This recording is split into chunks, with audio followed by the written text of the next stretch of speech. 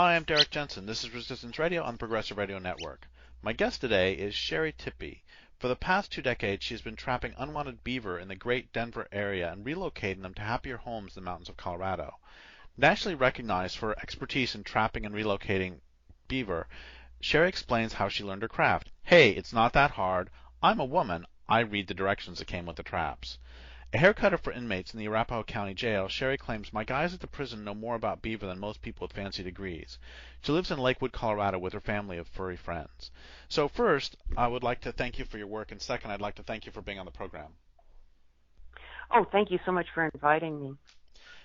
So tell me about beavers. Let's start with why beavers and how did you get started? Well, one of the things I'd like to say first is that, it didn't start out with beaver. I always liked the big sexy animals like wolves and coyotes and grizzly bears and mountain lions. I really didn't think anything about beaver. The story started how I heard a story on TV, how beaver were going to be killed for taking down trees on a golf course in Aurora. And I thought, oh boy, here we go again. These animals are going to be killed for doing something that they do naturally. And I first thought, the Division of Wildlife said they had to be killed because there was no place to put them. So initially I thought, well, maybe I could find a place. They could live trap them, of course, and relocate them. So I started calling on the phone, and I met a wonderful director of Rocky Mountain National Park at the time. I explained the story. He had also seen it on TV, and he said, yeah, we'll take a few beaver. And so I was so happy. I called the Division of Wildlife. That's what it was called at that time. And I said, hey, listen, we got to live trap these beaver, and I will drive them to Rocky Mountain National Park, because they said it would be too much money.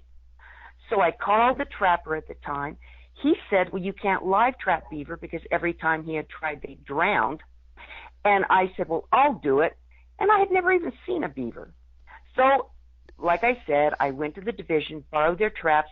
I read the directions that came with the traps, and I was off and running. First night I caught 2 beaver, and then I was smitten.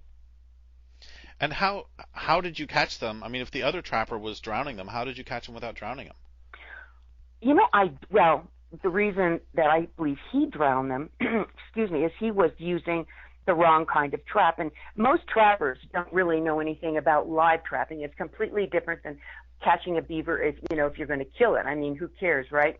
I use a wonderful trap called a Hancock live beaver trap. And it just works in a way so it catches the beaver against the back. They are not stressed out at all. In fact, if you bait the trap with anything, they'll eat it all by the time you get there to pull them out of the creek or river. And so that's what I used. And so let's back up a second and talk about how beavers, like their historical range and what has happened to beavers over the past couple hundred years, and then from there we'll eventually talk about what they do for the land where they live, the land and the water where they live. So first, sure. Can you talk about, give a couple hundred year history of beaver? Well, before Europeans came to this continent, it's estimated that there were between 60 to 400 million beaver that range from the Arctic Circle to the northern part of Mexico. And one thing I like to point out to kids, when I'm doing programs or presentations for children, is at that time, before we started obliterating them, they came in all colors. There were black beaver in the Great Lakes. There were white beaver in Yellowstone. There were red beaver, silver beaver. I mean, it was amazing. In the 31 years I've been live trapping, I've caught 4 chocolate beaver and only 1 blonde. Anyway, so I just think that's kind of cool. That's amazing. And a beaver, what it is because this is also important. People say, well, the males are bigger than the females or whatever. And actually, you can't really tell the difference in sexes by one being bigger than the other. Because sometimes the female is bigger than the male. And also, they never stop growing. Their whole lives, they continue to grow. One of the record beaver that was caught in Wyoming or I don't know if they found the bones or caught it, was 113 pounds. Oh my gosh. There was another beaver caught on the Canadian-United States border that was 110. That's like bigger than a big dog. Yeah, and can you believe the trees that little baby could take down? And so when they were almost trapped into extinction, finally the people realized what it was doing to the land. People were losing their water. I mean, the vegetation they had no biodiversity and stuff. So they started relocating beaver across the United States. And a lot of times they'd put them in burlap bags, they'd put them on the backs of horses, and then they would relocate them. One of the things that we do that makes that totally different is I don't stop live trapping at a site until I get the whole family. I believe, because beaver mate for life, and it's believed they are monogamous, that we need to keep that family unit together. They also take care and raise their kids for 2 years before they go off on their own. I mean, they got the most beautiful little family structure you could imagine. I mean, it's wonderful. So let's talk a little bit more about the effects of beaver on the landscape, and let's talk about it from two directions. One is, I don't really care about this direction, golf courses and all that, and why they so often hate beaver. And let's give that 30 seconds, and then we can sort of get upset at them, and then we'll go on to the real important thing, which is the effects of beaver on trout, on salmon, on water insects, on water purity, and so on. So first, from the perspective of golf courses and shopping mall developers and all that. Well, it's not just those people in the cities. It's also the people that move up to the mountains. And I say they take this golf course mentality with them. What they want is a tree here, a bush here, a shrub here, and some flowers over there, and they do not want it to change. And once a beaver comes along and maybe takes a tree down, they get all upset about it, when there's non-lethal ways to take care of those issues.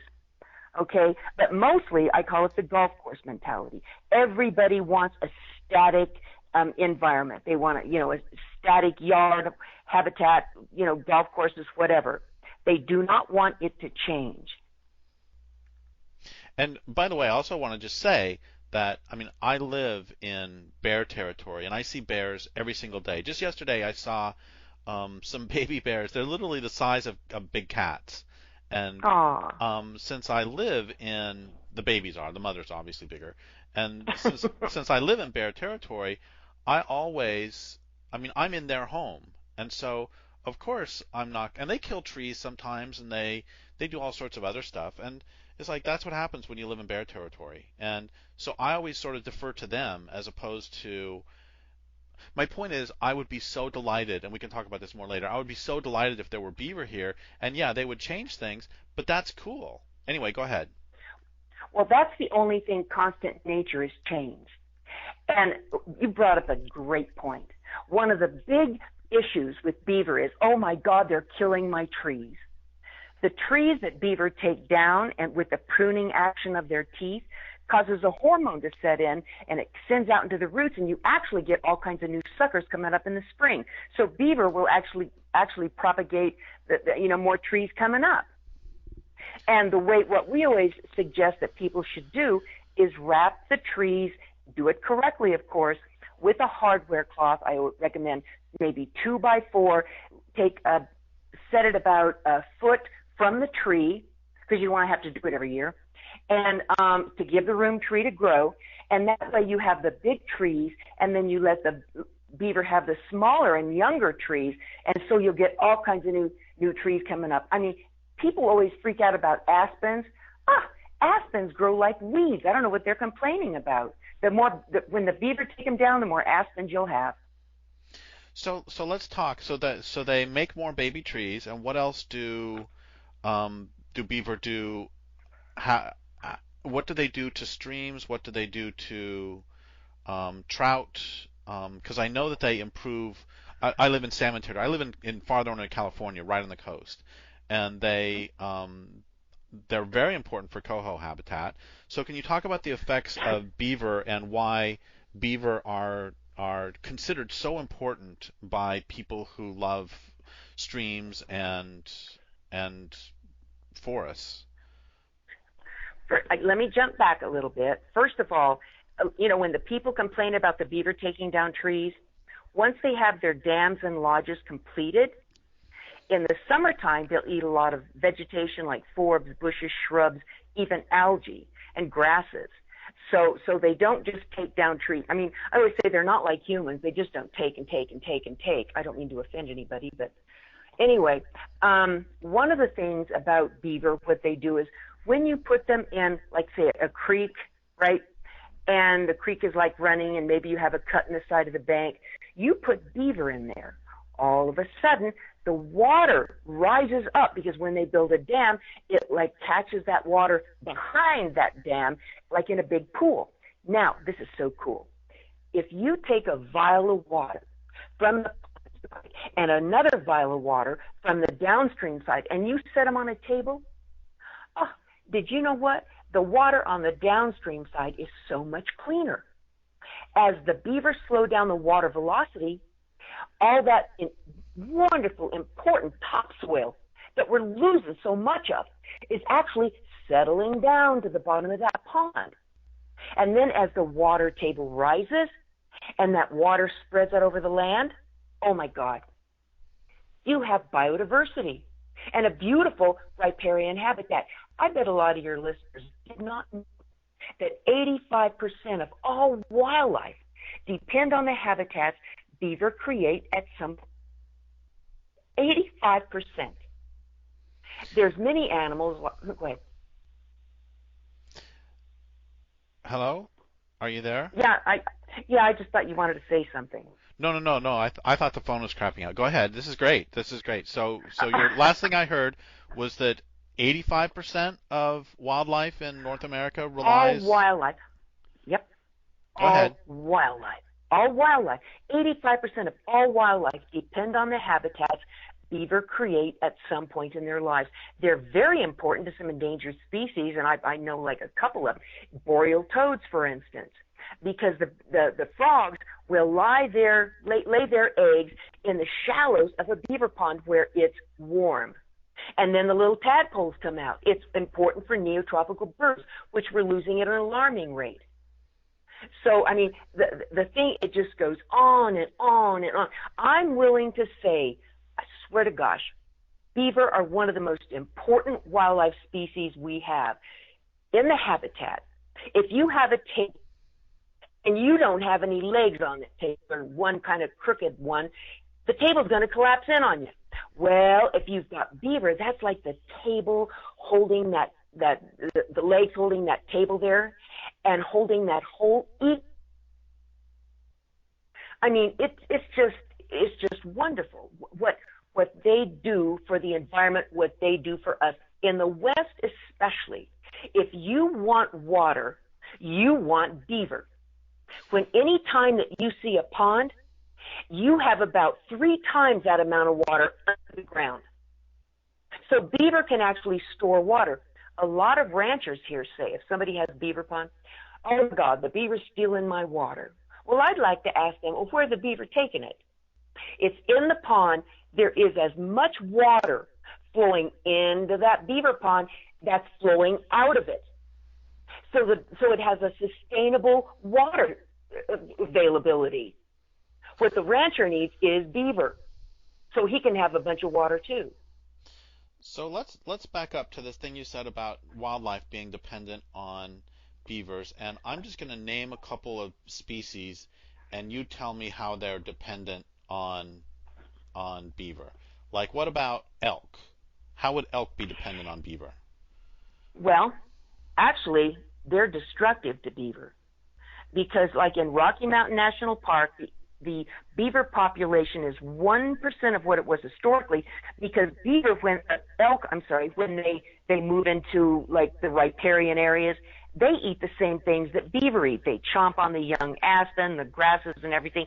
Plus, they tromp down the edges of the creeks and rivers, and they make the water warmer and make it like muddy and not very good.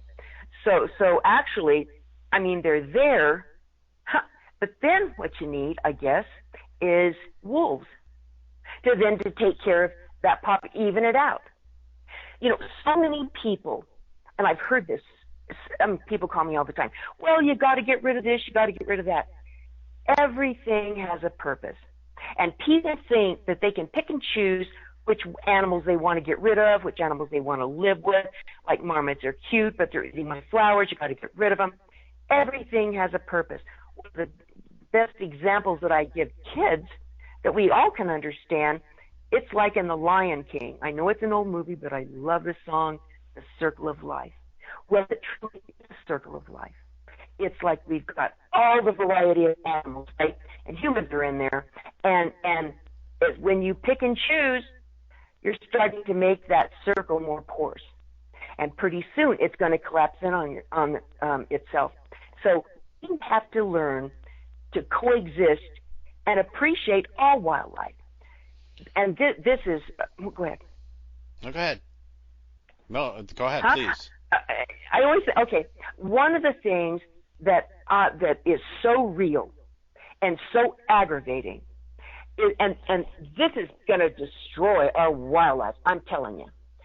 People will have an issue with beaver or whatever, and they will call the division of, whatever wildlife agency in their state, and they will say, oh my God, you got to get rid of this, you got to get rid of that, instead of the wildlife agency saying, well, what's that animal doing you don't like? Say in this case, beaver. What's that beaver doing you don't like? And instead of saying, well, you could put up food devices, you can wrap the trees, you can do this, you can do that. They are listening to these people I consider the lowest common. They do not know a thing about wildlife, yet they're making vital decisions on the lives of our wildlife. And every landowner should be upset, because if you downstream and you know about the wildlife, but somebody's getting rid, say, of the beaver upstream and they have a pond, then you're going to get a rush of water. Plus, when you've got beaver all going down a creek or river, I call that beaver into the creek. Because when you get high water, the velocity of that water will be slowed down by each dam. And it'll spread out over the land, and then, it just slows it down. It's not a horrific flood. So let's back up again. You said that the population of beaver prior to conquest was, I don't remember what you said. Was it 40 to 100 million? What was it you said? 600 to 400 million. 60 to 400 million. 60 to 400 million. 60 to 400 million. And just a moment ago, you said that in Rocky Mountain National Park in Colorado, that the current beaver population is about 1% of what it used to be. That's historically right. And so, across the United States, we never did say, what is the current population of beaver, probably? If it used to be 60 to 400 million, what is it now? Well, you know something? No one does a census. People don't do census on beaver, and because they don't care. And because they just say if there's a problem, get rid of them, kill them, whatever. And so no one has done a census. I can tell you that I'm getting calls from across the United States from people that want beaver. There is beaver in those states, but their wildlife agency will not allow those beaver to be relocated to the landowner that desperately needs them. And the reason is, I believe, in so many cases, I know the wildlife agencies don't want to live trap and relocate beaver because it's a lot of work. But what they're doing is they're supporting their constituencies, hunting, fishing, trapping, right? They also have trapping commercially and trapping recreationally, which means people can actually go out and just trap these animals because they think it's fun to trap and kill them. And so, lost my train of thought. So, so go ahead. Oh, the question started with what would the current population be, and then you were saying that across the country, they are often trapped even for fun, which I think is pretty sadistic. Yeah, and what I meant to say, if I didn't, is that they never take a population. They don't count a population of beaver anymore, because basically, a lot of wildlife agencies, they just view them as a nuisance. And so they really don't care. Another question I wanted to ask is, you said that landowners call you to say that they want beaver there. And let's talk about, and you give a couple examples if you want, of why would landowners want beaver? I mean, and before I ask that question, I want to say I also live next to a stream, and I talked to the local fish and wildlife people here because there are beaver downstream, but there aren't beaver here, and I was saying the same thing. I was going through this process myself. It's like, hey, if somebody at some place anywhere in California is going to kill beaver, I will take them. I would love to have them. I would be so excited if there were beaver on this stream. But they haven't done it yet. But the point is, what other landowners, give me a couple stories of landowners who want beaver and why, in the hopes of encouraging listeners to maybe want more beaver on their land. Well, so why would humans want beaver? Well, when I relocate beaver, first of all, like I said, I always get the families. You can't take beaver from one site and then mix them up with a beaver from another site because they'll kill each other. They don't, they'll fight and stuff like that. You don't want to do that.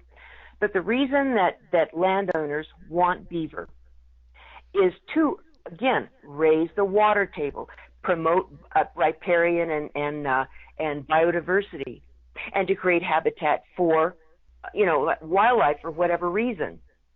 And so that's why landowners would want beaver. We gave beaver to a sheep rancher. And I've always had an issue with sheep ranchers because they kill so much of our wildlife. But this sheep rancher was really, really cool. He was over by Montrose. And he wanted beaver to give him some ponds so he wasn't losing all of his water. See, if you're smart, you do not call a creek or river a drainage. That means the water drains from point A to point B. It's a living entity. It's a creek. It's a river.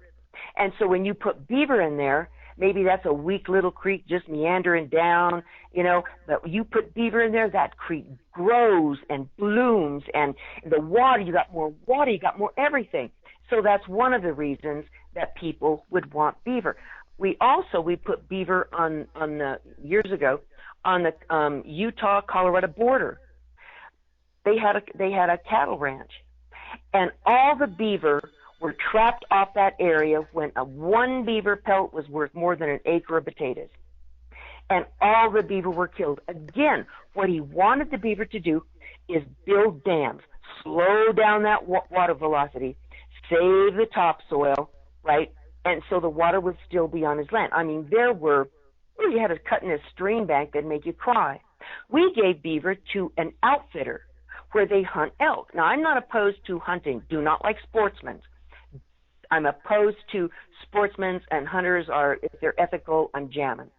This guy was an ethical hunter, and he had a bunch of property, but the cut in his stream banks, because the beaver had been removed, I swear to God, were 8 feet. 8 feet cut in the stream banks.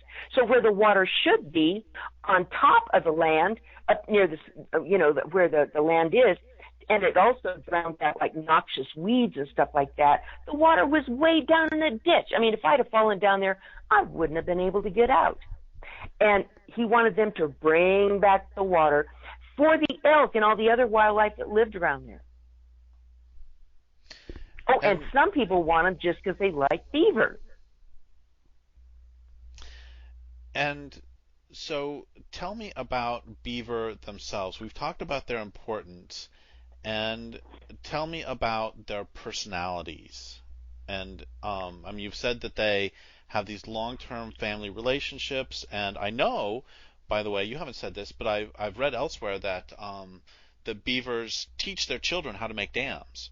So can you talk more about beavers as beings, beavers themselves? Well, beaver to me are they're just magical. I mean, when they mate, like I said, they mate for life. Well, it's believed they mate for life. It's believed they're monogamous. And when they have kits, they'll have kits the first year, and then after that first year, then they become yearlings, and then they have new kits. The kits, where everybody takes part in raising those little kits. And the first year, I don't know if you have to teach. I don't believe beaver teach. No, I'm here to say, whoever said that was wrong. They do not teach that baby how to build a dam or a lodge. They just know what they're doing. But the first year, because they're just so tiny, they only play at it. The second year, now they get serious. Okay, now they're really going to join in and build that dam or that lodge.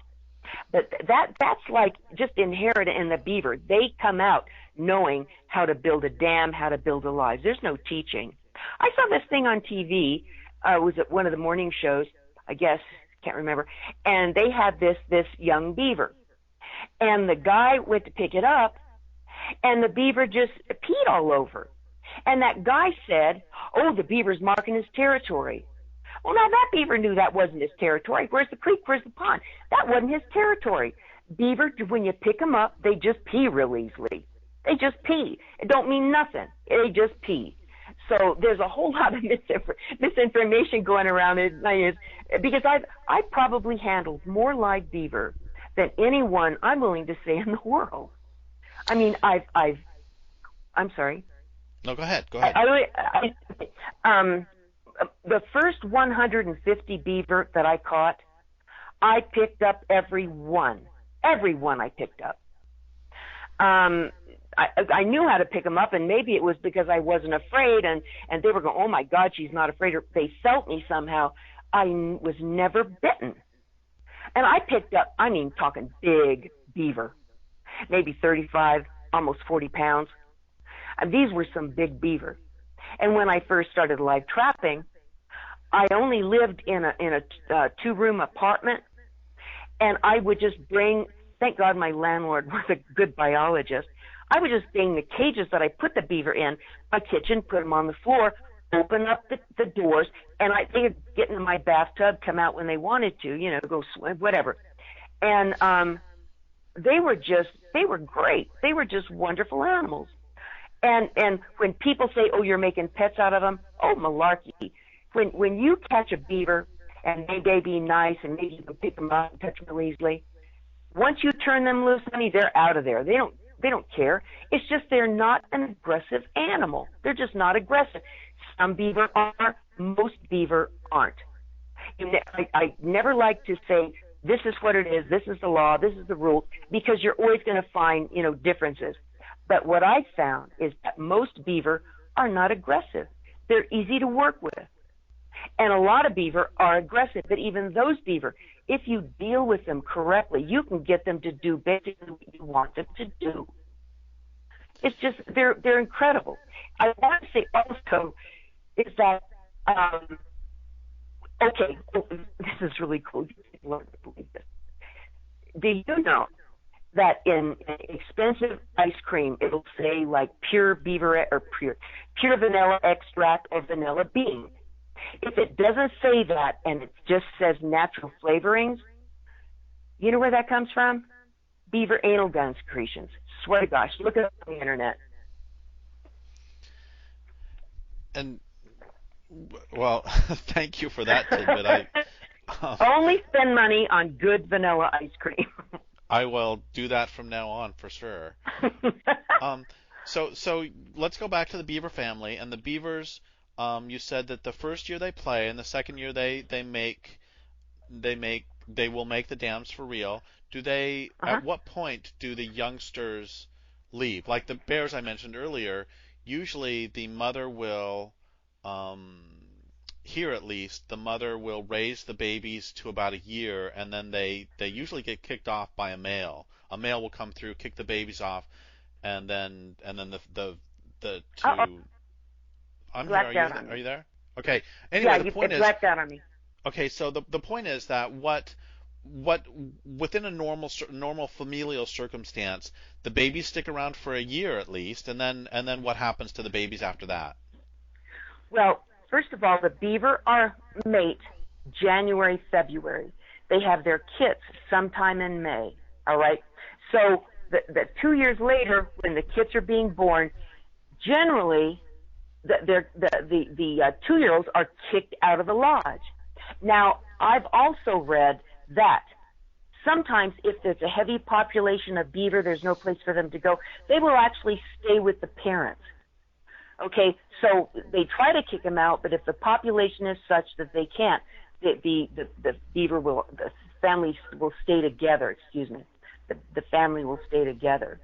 And I mean, I've seen like cuts on the beaver's tail, like jags taken out of it. You know, it's not like perfectly little flat beaver tail.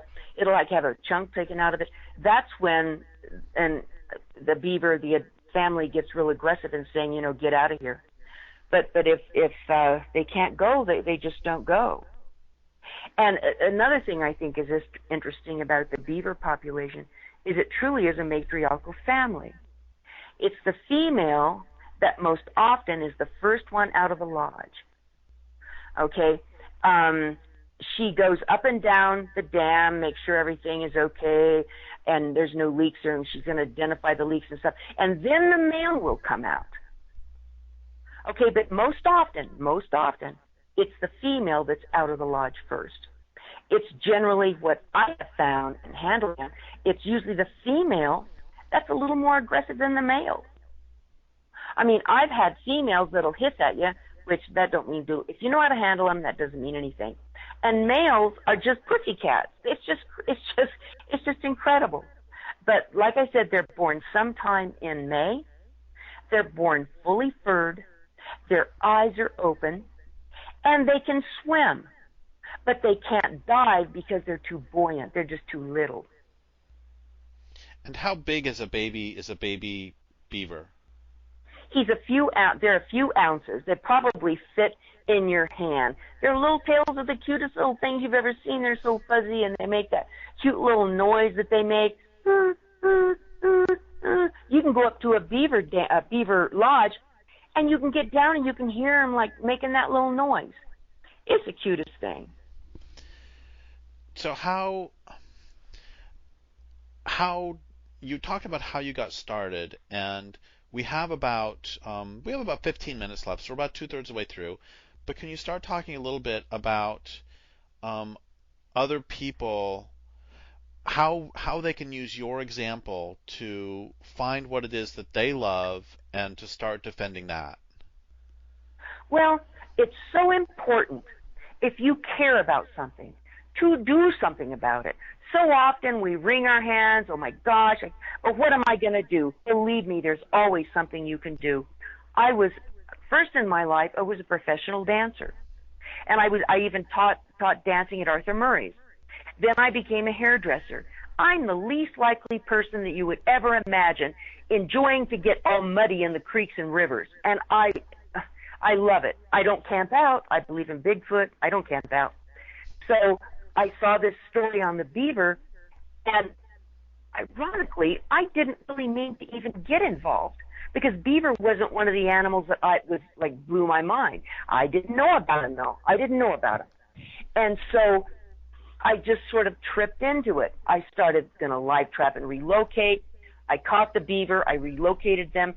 And when they were such little sweethearts, most of them, I started reading about them. And I thought, oh my gosh, all the animals that I care about, the big, sexy, beautiful animals and stuff, they all depend on what my beaver create. So instead of focusing on mountain lions, bears, wolves, coyotes, blah, blah, blah, prairie dogs, I realized that by focusing on one animal, the beaver, I got everything covered. Even like water quality and riparian areas and biodiversity and I mean and groundwater. They can actually recharge the aquifers.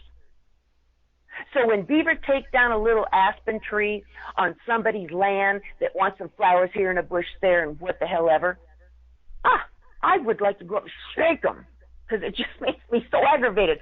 If you don't like something, damn, learn about it, read about it, experience it, and then make your educated decision, which hopefully will be a non-lethal device that the beaver can stay in the habitat where they belong. But we can coexist with them. But we have to give. They're given a hell of a lot because we're taking over their habitat. We have to give too. You know, your story reminds me of, I mean, you by the way, today you have become one of my heroes. And I'll tell you a story of another of my heroes, and people can see how what they have in common, which is there's this friend of mine, Dar Jamail, who was an outfitter up in Alaska, and he did not like how when the United States invaded Iraq, he did not like the mainstream media coverage of it. He thought it was really pro-war. And so instead of just doing what we all do and wringing our hands, he went to Iraq and started writing about it himself. And so I love the fact that you had a complaint, and instead of just calling up your friend and going, "Oh, this is such a drag," or maybe in addition to that, you did something about it, and that in itself makes you one of my heroes. That is so wonderful. Thank you so much. You know, our big fight is against the wildlife agencies because they really, for some reason, don't care. When our Division of Wildlife puts out a... Go ahead. Let's back up a second. And I completely agree with you. And I have told people for years, like, never, ever, ever call Fish and Game if you see a bear or mountain lion, unless it's been hit by a car and it's about to die. But other than that, and never, then if you can, ever. shoot it yourself. Yep. And so, but I don't think a lot of people know that. I know that because I've lived in the West and in rural West my whole life, and I know that if you call them to say about some creature, they will come and kill it. That's what they do. Most often, right. But most people don't know that. So can you back up a little bit and say what we wish departments of wildlife were and what they actually are? Can you give that to me? I wish they'd just stand up for their name. The division used to be, and I hate Parks and Wildlife. Parks should not be ahead of wildlife. Should be wildlife and parks. But these agencies, they are there not to help wildlife, but to sell hunting licenses, fishing licenses, and trapping licenses. They're in the business of making money. And the reason I'm so adamant about that is I was on the Non-Game Advisory Council, and we came up with all kinds of, from 86 to 88, we came up with all kinds of other ways where people, non-hunting public, could give money to these wildlife agencies. They were not interested in any one of them because they want to keep their constituency together, so they're all hunky-dory, working together, selling licenses or hunting and fishing wildlife, our wildlife. And, even the Forest Service. When you hear that Forest Service, a lot of them are just selling trees to whomever. It's just aggravating. Now, a lot of the forest people really do appreciate beaver, and I respect them for that and other wildlife, but there's too many of the heads of the agencies that are just not standing up to what we think the name means. When you hear a name, do not take that name for granted, because what it's saying most likely is not really what they're doing. Well, there's a federal agency called Wildlife Services, which sounds like, hey, that's great, they serve wildlife. But of course, what Wildlife Services is known for is they kill literally millions of animals. On our tax dollar. Yeah. And what they're doing is they don't care. They don't care that there's other ways to solve those problems. They used to put poisons out. They did all kinds of horrible things. And, Wildlife Services is just, there are some good people in there. There are some good people. But it's generally not the people at the top. And the people doing it, they don't have a say-so about anything. But Wildlife Services, oh, my Lord. Oh, boy, that's crazy. That's horrible. I used to get their information, and it just broke my heart, man. Just broke my heart. For one thing, it bothers me that they want to tag and put collars on everything. I really hate that. And I heard from a friend of mine who was into bears. So many bears are killed with by those collars, using those collars. And people make money from doing nasty things to wildlife. They just do. They make money. There was a guy that did a study up in Rocky Mountain National Park. I wanted to be involved in that study. I wanted to be involved in it. But he didn't want me to because I wasn't a so-called professional or someone that was just going to take his word for granted. I was getting calls from his people saying, Tippie, the beaver are dying. Why are the beaver dying? In 31 years of live trapping, I've lost 2 adult beaver. That's it. And that was because of flash flooding. That's it. So I know. So let's talk about relocating now, because I know that when once again departments of wildlife, when they'll catch when they'll tranquilize a bear and take it out, oftentimes more often than not those bear die, in part because they're putting them into other habitat. But I was talking to someone a few months ago who does work with reintroducing giant anteaters in South America, and in her case, actually, the giant anteaters have a high rate of success. The reason the bears often die, and same with mountain lions, is because they're being put into somebody else's territory. Somebody else, some other mountain lion already lives there. But in the case of reintroducing the giant anteaters, the success rate is huge because there's plenty of ants, and the anteaters have been eradicated. So you take one from, like they took one that was somebody was holding as a pet in their backyard. You release it, and they're very, very happy, and they've got habitat. Things are great. So when you reintroduce beavers somewhere, when you trap beavers from the golf course and you take them somewhere else, how do you determine where you can put them that they will have the best chance of survival? And then once there, what are their chances of survival? Well, when I first relocated beaver in Rocky Mountain National Park, you don't have a say where you put the animals. You have to listen to the people who run Rocky Mountain National Park.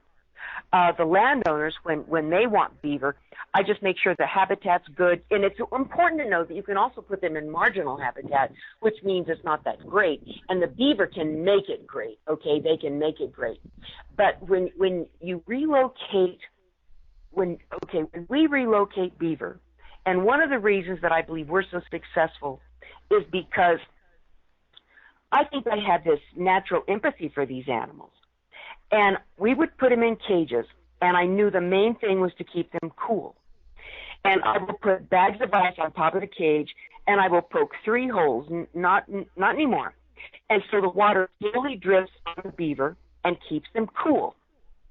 Never lost a beaver during relocation, never did one, never. Okay, I heard of a wildlife agency that was relocating an endangered species called the black-footed ferret. They had a whole truck full of ferrets. Endangered species. All of them died because it was too hot. So then I tell my people that are listening to me, what we need is more hairdressers doing wildlife management because we're more successful. You know what I'm saying? Yeah, that's great, and also terrible about the black-footed ferrets. So isn't it though? When you do. You said earlier that if you were to relocate where there are other beavers, the old beavers would fight them off. So how far apart? If I know that you said that the Rocky Mountain National Park people, they decide where to put them, but if there's a beaver, let's say that there's a beaver on a stream, where would be the closest you would reasonably put other beaver? A mile, 5 miles, 10 miles? How close would you put them in good habitat, say? A lot of times, when you put beaver, you relocate them, you set them free. They're going to either go upstream or downstream. So what I like to do is probably like a quarter of a mile, half a mile apart, because then they're going to move and find their own space. But if the habitat is really full of beaver, I won't put beaver there because that's not fair to the beaver that are already there, and it's not fair to the beaver that I'm relocating. So let's talk. I want to go way, way back to the beginning and talk about the effects of beaver on the landscape again. And I don't know if this is true in Colorado. I think it is, but I've noticed here. I live near a pond as well as a stream, and I've noticed that over the last 15 years, populations of dragonflies have completely collapsed, and there's a lot less. I see a lot fewer dragonflies. And let's talk about the effects, if you want to, of beavers on dragonflies, butterflies, other little beings, other tiny little beings. Okay, God, I'm glad you brought this up. Oh, we got to do this again. When you got a beaver pond, The water in the winter is warmer. The water in the summer is cooler. So it helps to help the little insects and so forth survive and flourish. The other thing, and this is so cool, well, I'm going to tell you the sad part first. There was this place, a town, I don't remember the name of it, but it was on, west of here in the mountains, and they killed all the beaver, every one of them going up a mountain, because they were concerned about West Nile, right? They were all concerned about that. Well, what I found out is that the mosquitoes that are cause of West Nile, you're not going to find them in a damn beaver pond because the water's moving. Also, if it's not moving, but it's a beaver pond, what you have is the most amazing insects. I mean, oh my God, they're so mind-blowing you wouldn't believe it. People don't even notice them. And they help to keep the little mosquito larvae, whatever, down. They eradicate it. And it's the healthy beaver pond. You have a healthy beaver pond, then you're not going to have all those problems. See, nature has it all figured out. They've got it all balanced and beautiful and fabulous. And then we come along, we don't like this, we don't like that, and we screw it up. We need to sit back, learn the life around us, and enjoy that magical dance of nature. Any time you do something in nature, you do it with such a soft hand, such a tiny little soft hand, because that little effect that you have actually will become something big. Don't rock the boat. Just sit there, enjoy, learn, and oh my gosh, I mean, what more can you say, man? Well, that would be a really good end, but I want to ask one more question, which is Sure. that what can people all over North America who hear this interview, actually two questions. The first one is, how can they contact you if they want to discuss something about beavers, or if somebody in Kentucky wants to have beaver at their place, whom would they contact? And second is, what can people do for beaver generally, no matter where you live? How can people help beaver? Well, let's take them one by one. What was the first one? The first one was, let's say there's somebody in Tennessee or somebody in Colorado who wants some beaver on their land. Whom do they contact and how? Well, they should contact me, and then I will explain it to them.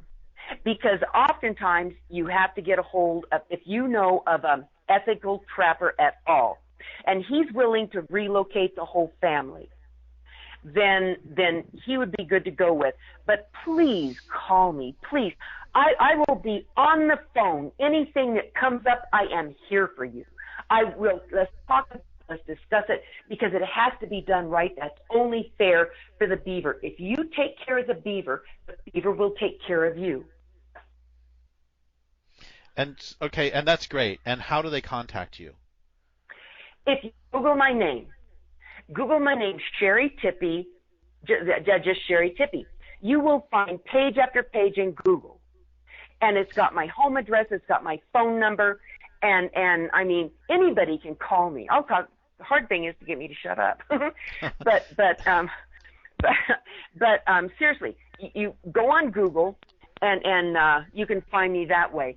Also, if anybody wants to get involved, honey, I can dance, I can cut hair, I can live trap beaver, but I'm not that great on a computer.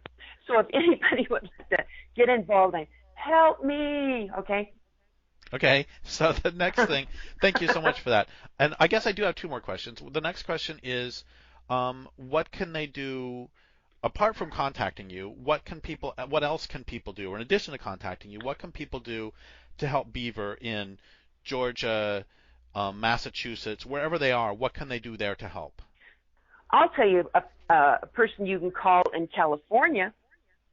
Her name is Heidi Perryman. The organization is called Worth a Damn, and she is in Martinez, California. Fabulous gal. Now, if people want to make a difference on how their wildlife is handled, it'd be great if you would, call me again, because I can then direct you towards a group in your state, if I'm aware of one, that will be able to help you. But you have to speak up. Speak up and scream. Tell you why. When I first wanted to do the big thing of live trapping beaver, the division was like going, holy mackerel, they were opening up a can of worms.